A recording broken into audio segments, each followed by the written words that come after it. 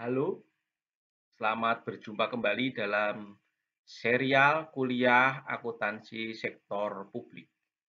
Kali ini kita akan mengulas belajar bersama mengenai akuntansi untuk organisasi non-laba. Akuntansi untuk organisasi non-laba pada bagian ini kita tekankan pada organisasi non-laba itu sendiri apa, bagaimana perannya, bentuknya, dan standar akuntansi yang mengaturnya. Kita belum sampai ke teknis. Tentu organisasi non-laba ini unik karena punya karakter yang berbeda dengan organisasi yang lain. Dua organisasi yang lain sudah Anda pelajari, yaitu organisasi pemerintah dan organisasi bisnis. Mari kita lihat lebih jauh mengenai organisasi non-laba.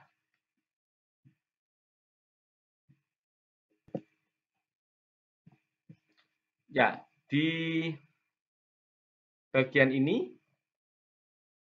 kita sebentar ya.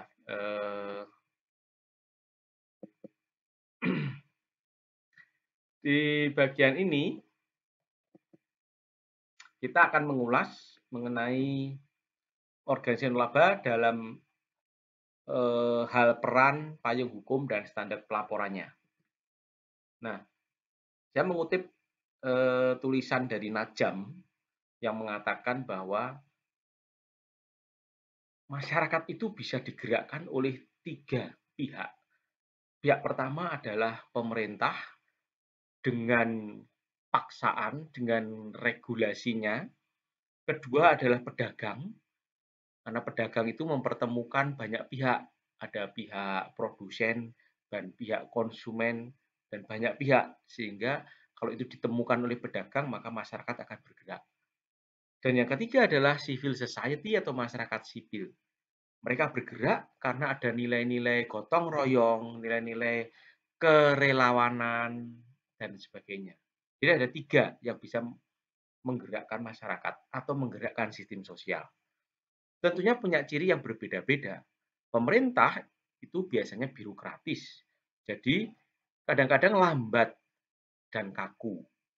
Jangan pedagang itu lebih fleksibel dari pemerintah, namun pertimbangan profit itu kadang-kadang mengganggu. Nah, civil society atau masyarakat sipil itu sangat fleksibel. Sifatnya non-laba dan karena fleksibel bisa jadi lebih cepat. Misalnya saja dalam penanganan bencana alam, kegiatan tanggap darurat, biasanya yang pertama kali masuk, pertama kali melakukan kegiatan bantuan, pertolongan adalah masyarakat sipil, organisasi-organisasi non-laba, ya, baik itu terorganisasi maupun tidak, bergerak untuk segera melakukan kegiatan aksi tanggap darurat dalam masalah bencana. Itu membuktikan bahwa civil society itu sebagai organisasi yang tidak boleh untuk dinafikan atau harus diperhitungkan. Nah, organisasi civil society sering disebut sebagai organisasi non pemerintah atau NGO. Layanannya memang bisa macam-macam. Mereka bergerak di bidang pendidikan, di bidang rumah sakit, rumah jompo, panti asuhan. Tapi tidak hanya itu, karena ada juga misalnya Ikatan Dokter Indonesia, Ikatan Akuntan Indonesia, di lembaga-lembaga profesi atau lembaga penelitian, ya, lembaga penelitian dan macam-macam itu. Organisasi politik. Jadi eh, layanannya bisa macam-macam. Tapi bentuknya oleh Wilson dan Cattellus tahun 2004 dibagi dua, yaitu Mutual Benefit Not for Profit Organization dan Independent Sector. Kita lihat ya bedanya. Mutual Benefit Not for Profit itu misalnya asosiasi profesi, serikat buruh, klub sosial, organisasi politik. Jadi organisasi yang sifatnya keanggotaan. Jadi ada anggota-anggotanya, perkumpulan yang ada anggota-anggotanya. Ya, misalnya saja ikatan penggemar burung kicau. Nah, atau misalnya Persatuan Sepak Bola Seluruh Indonesia, Persatuan Bulu Tangkis Seluruh Indonesia. Bulu tangkis di seluruh dunia akan bersatu, ada perkumpulannya namanya adalah World Badminton Organization, misalnya begitu ya, Federation ya, Federation Organization, jangan lupa. Nah, itu semua adalah bentuk dari bentuknya mutual benefit, not profit organization, termasuk organisasi politik. Yang kedua adalah independen sektor. Independen sektor contohnya organisasi kesejahteraan sosial, organisasi karitatif, keagamaan, pendidikan, riset dan literasi. Biasanya organisasi ini naungannya yayasan, ya. Komunitas religius, organisasi keagamaan itu misalnya gereja, ya, gereja Keuskupan Surabaya, misalnya begitu. Nah, komunitas religius itu misalnya urdu tertentu, misalnya urdu CM, Kongregasi Misi, ordo SVD, Societas Verbum Domini, itu misalnya urdu. Organisasi masjid, ya masjid itu biasanya harus ada yayasannya ya, yayasan masjid Nurul Huda, misalnya aja begitu, yayasan masjid Miftahul Ulum, misalnya gitu ya, itu yayasan. Jadi bentuknya seperti itu. Itu independen sektor. Jadi biasanya tidak sifatnya keanggotaan, tapi sifatnya memang organisasi yang semacam yayasan. Ini pembagian menurut textbook ya. Nanti kita lihat pembagian menurut hukumnya bagaimana. Jadi nirlaba, organisasi non-laba yang ada, itu aktivitasnya bisa di pendidikan, sosial, kesehatan, lingkungan hidup, masyarakat, olahraga, beasiswa, keagamaan. Anda lihat tuh contoh-contohnya, pendidikan misalnya Universitas Widya Mandala, Universitas Bung Hatta, Yayasan Yohanes Gabriel, Yayasan Kanisius, Ma'arif. Ma'arif itu punyanya NU itu. Sosial, ada Panti Asuhan Don Bosco, Yayasan Alma, Yayasan Kanker Indonesia yang terkenal, bahkan PMI itu juga yayasan. Kemudian kesehatan, ada Yayasan Arnoldus yang mengelola Rumah Sakit RKZ, Yarsis yang mengelola RSI, dan seterusnya. Kemudian lingkungan hidup, yang bergerak di lingkungan hidup ada Walhi, Kehati, WWF. Ya. Kemudian kemasyarakatan, itu melakukan pendampingan hukum, advokasi, misalnya Yayasan Lembaga Bantuan Hukum Indonesia, YLBHI. LBH Apik, Apik itu untuk perempuan dan anak. Ya. Kemudian di bidang olahraga, Jarum Foundation, Sampurna Foundation itu memberikan beasiswa, ya, memberikan beasiswa. Keagamaan, misalnya saja Nahdlatul Ulama, Keuskupan, Muhammadiyah, Yayasan Gereja Kristen, itu semua adalah bentuk-bentuk aktivitas di organisasi non-laba. Kita lihat payung hukumnya sekarang. Payung hukum organisasi non-laba di Indonesia, sebenarnya istilah yang lebih pas itu nirlaba. Cuma standar akuntansi yang terakhir mengubah nirlaba menjadi non-laba.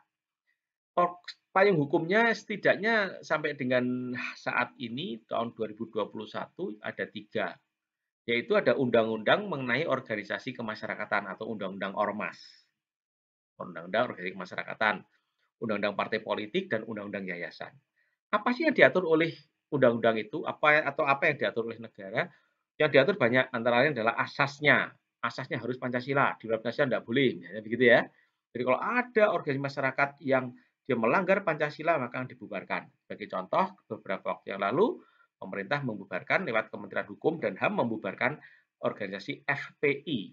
Itu ormas itu ya, dicoret. Kemudian ada organisasi yang lain juga dicoret.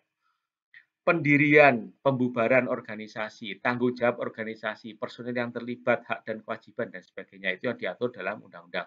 Silakan Anda browsing, Anda cari, Anda baca, kalau Anda tertarik lebih jauh dengan undang-undang itu. Yang menarik di sini adalah karakteristik entitas non-laba. Karakteristiknya apa? Ya tentunya paling mudah adalah aset yang diperoleh itu asalnya dari mana? Asalnya dari sumbangan. Ya, sumbangan. Pemberian yang tidak mengharapkan pembayaran kembali atau donasi. Jadi yayasan ini tidak ada yang punya karena ya bergotong royong. Ekuitasnya tidak dimiliki perorangan, bahkan kepemilikannya tidak dapat dijual, dialihkan untuk ditebus kembali. Apakah organisasi nolaba boleh berdagang? Boleh. Dia juga punya usaha. Bisa jasa, bisa dagang, tapi untuk memenuhi kebutuhan operasionalnya. Jadi tidak untuk semata-mata mencari laba, tetapi kalau ada laba nanti digunakan untuk memperbesar kapasitas pelayanannya atau melakukan subsidi silang. Apakah dia bisa berutang? Bisa. Jadi dia bisa berutang untuk memenuhi kebutuhan pendanaannya. Berutang bisa nggak? Bisa, boleh berutang. Karena dia adalah berbadan hukum, organisasi yang berbadan hukum. Tuh.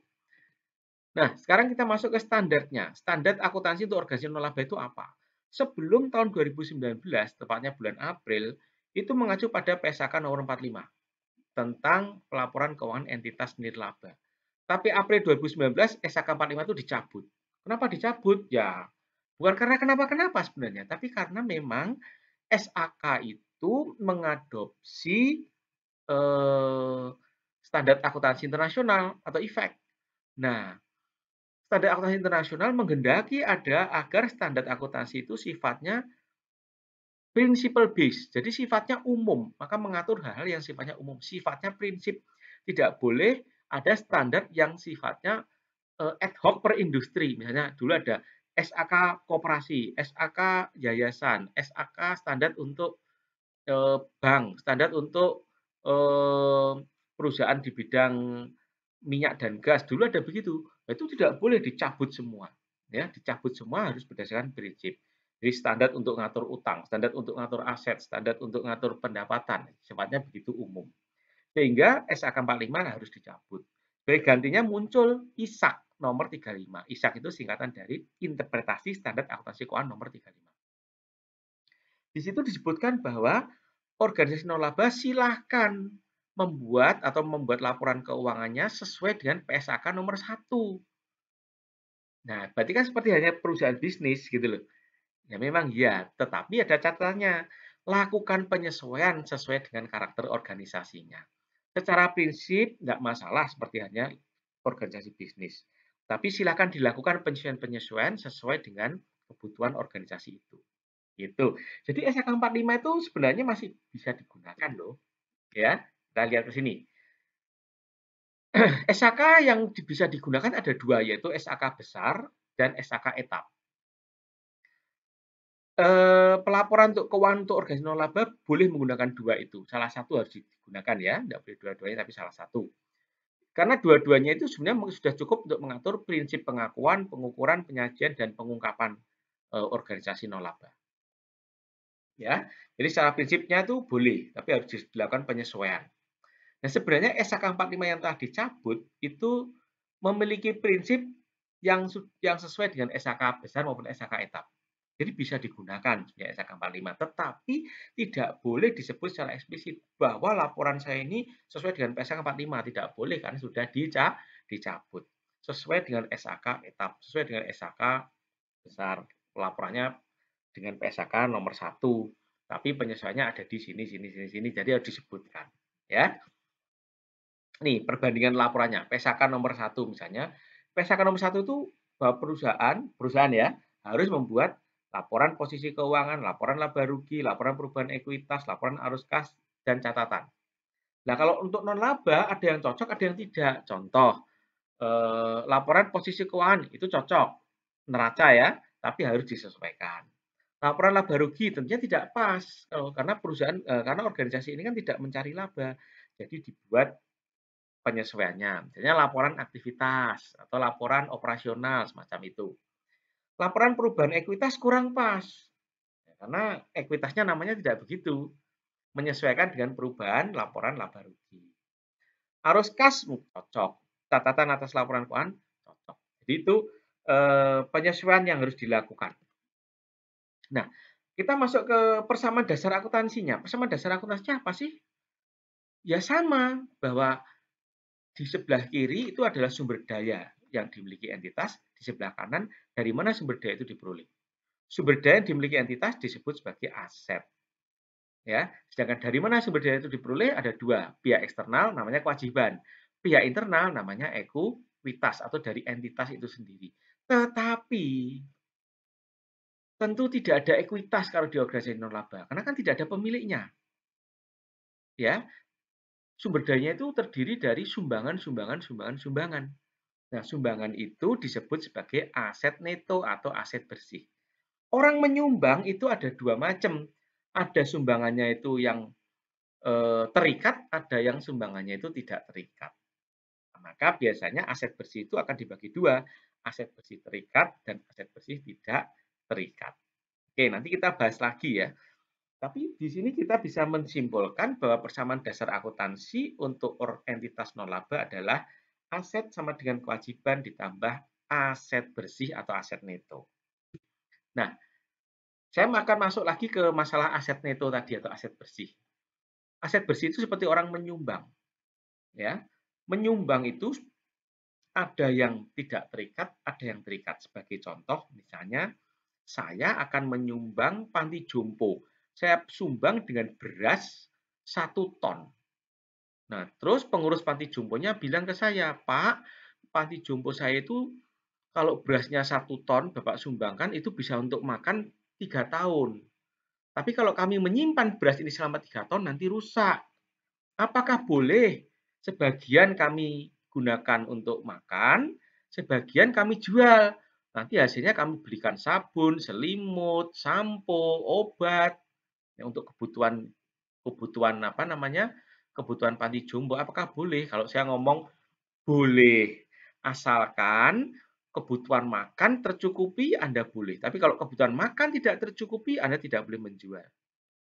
Nah, itu berarti sumbangan saya itu terikat. Boleh, tetapi nah ada pembatasan, ya, terikat. Tapi sifatnya terikat temporer, ya, sifatnya terikat temporer. Nah, nanti Anda baca sendiri ya. Kalau misalnya saya mengatakan, eee, tidak boleh, sama sekali nggak boleh, pokoknya untuk makan. Kalau panti jompo nggak cukup, ya silakan Anda bagi ke panti jompo yang lain. Berarti ini pembatasannya permanen, tidak bisa ditekuk-tekuk. Jadi aset terikat permanen. Tapi kalau tidak terikat gimana?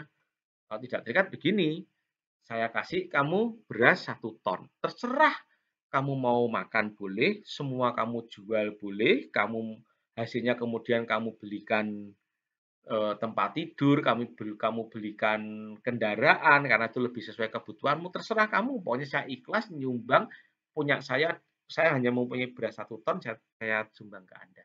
Nah, itu berarti sumbangannya adalah sumbangan tidak terikat. Nah, silakan nanti dibaca sendiri maknanya, tapi contohnya seperti itu ya. Ya, menarik ya. Jadi organisasi non laba itu ternyata rumit juga ya, rumit juga. Karena dia punya karakter yang berbeda dengan organisasi yang sudah Anda pelajari, yaitu pemerintah maupun organisasi bisnis. Nah, ini gambaran secara umum. Nanti akan ada lagi penjelasan gambaran secara teknis mengenai persamaan dasar akuntansi, itu bagaimana diaplikasikan di dalam transaksi maupun di dalam pelaporan keuangannya. Oke, selamat belajar.